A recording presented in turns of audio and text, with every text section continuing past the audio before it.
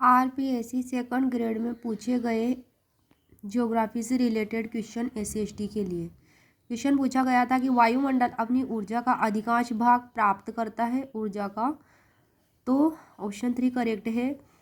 पार्थिव विकिरण दीर्घ तरंग से प्राप्त करता है। मेक्सिको से फिलीपाइंस तक नाव को जाने में कौन सी धारा सहायक होगी, तो इसमें ऑप्शन 2 करेक्ट है, उत्तरी भूमध्य रेखीय धारा।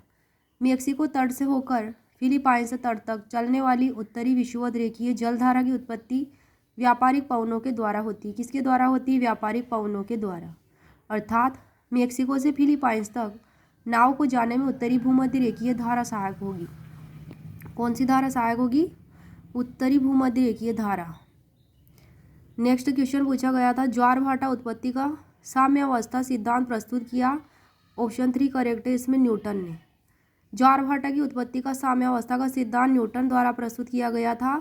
इस सिद्धांत के अनुसार पृथ्वी पर चंद्रमा की आकर्षण शक्ति और गतिशील पृथ्वी के उपकेंद्रीय बल के संतुलन से ज्वार उत्पन्न होता है।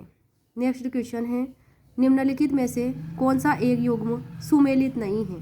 कौन सा एक युग्म सुमेलित नहीं है पूछा गया था, तो इसमें ऑप्शन 1 करेक्ट है, चतुष्फलक का सिद्धांत W.S. मॉर्गन। चतुष्फलक का सिद्धांत किसने दिया था? तो ये दिया था लेथियन ग्रीन ने। कब दिया था? 1875 में दिया था, लेथियन ग्रीन ने दिया था।